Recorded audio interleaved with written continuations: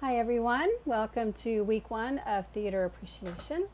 I am Professor Kim Bryant and I'm so glad to be teaching you virtually this session. So I'm going to dive right in to our material today because I know you all are busy and I want you to be able to get right on to work.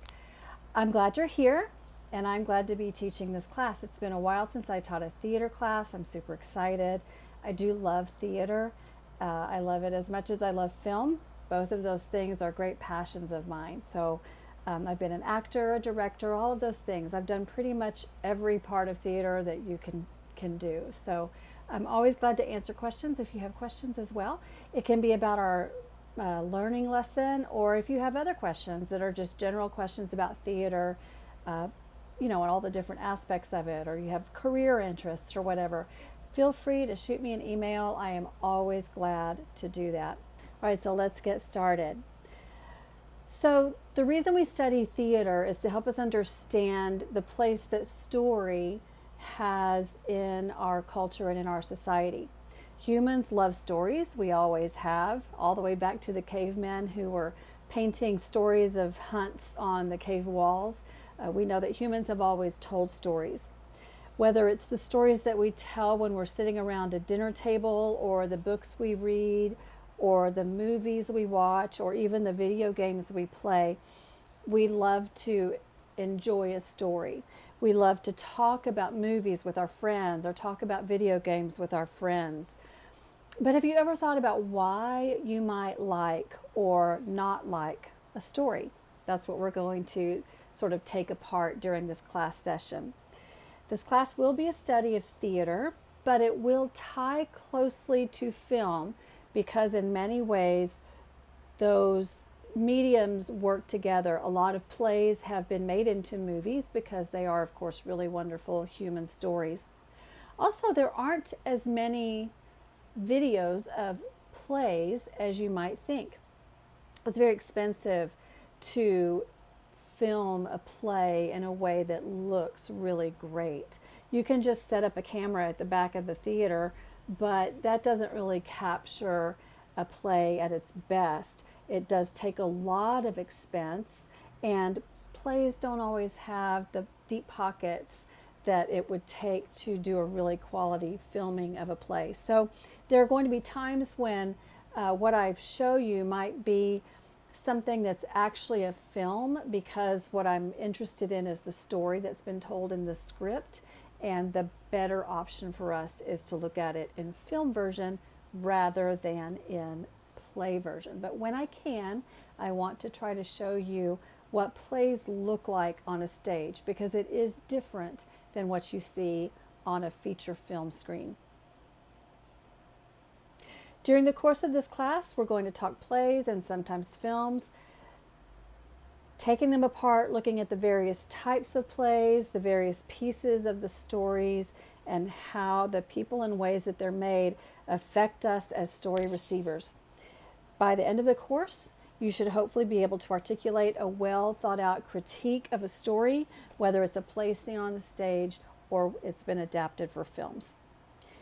This first week is going to be spent just introducing you to theater as it is right now, current contemporary theater in the 21st century. We're going to get a glimpse of modern theater, and then when you have a sense of what it looks like today, next week we'll back up and take a look to see how it got here. All right, so here are your assignments and things to work on this week. Before you start, be sure you've read the introduction. It will review everything I just told you. Be sure you always read the announcements. These are on the home page of our class, and there's important information in the announcements that you really probably need to know. So you should get an alert when you see a new announcement. Be sure you read that. That's important stuff there.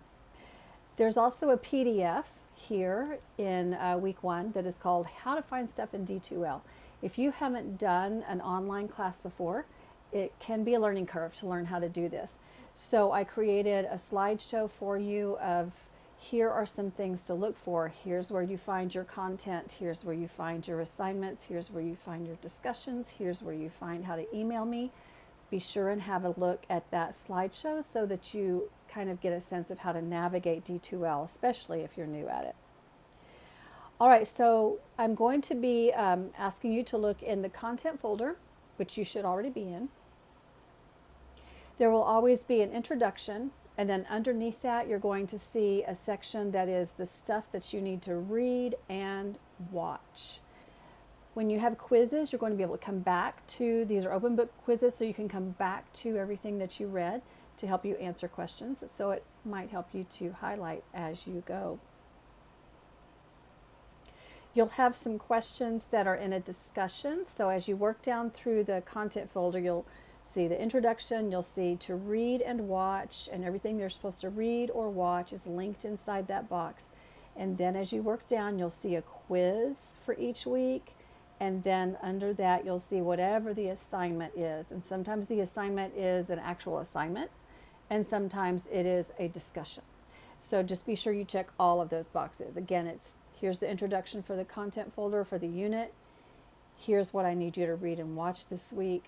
Here's your quiz, open book, open note, open materials, and then finally, here is your assignment for the week. Due dates, point values, all of that stuff is listed on your assignment. All right, so going into what we're going to be doing this week. Castry Mink, a staff writer at Backstage Magazine, says this about modern plays. The world's most famous playwright is, of course, William Shakespeare, whom I'm sure you've probably heard of in your high school English classes. But plays didn't stop being written after his death back in the 17th century. Quite the contrary. The 20th century in particular was a fruitful time for playwrights. Plays became more experimental, explored new subject matter, and helped revive theater's tarnished artistic reputation. Understanding the creative works that shaped the last century is key to your development as an actor or as a performer or as just a person who is enriching your life with an understanding of the arts. In this spirit, I've created a list, a really amazing plays list. I read a whole lot of articles looking at opinions from different critics about what the best plays are, and then I picked ones that I thought would grab your attention and demonstrate that theater is modern, it's relevant, and it's entertaining. So I've given you 10 clips. You're not watching 10 plays. That would be horribly impossible. We're going to watch clips from plays. And some of the clips are just 5 minutes, and some of them are a little bit more, like 5 to 8 minutes. The clips are linked in your content folder under your assignment. Watch them. And then write, let me see what I said here.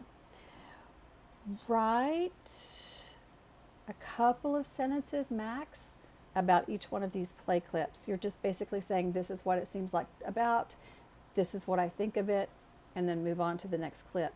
Don't try to write a whole big long paragraph, or you're going to be doing this forever. 1-2 sentences max for each clip. It's really just for me to get a sense that you watched it and a sense that you have an opinion about it or that you understood it. Okay?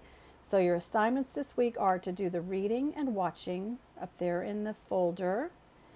You've got a quiz, and then you've got your play clips to watch, and just write a sentence or 2 sentences about all of that is in your content folder. So be sure, here's a hint. Sometimes students don't go to the content folder. They just go across the menu bar, click assignments, do the assignment, and that's all they do.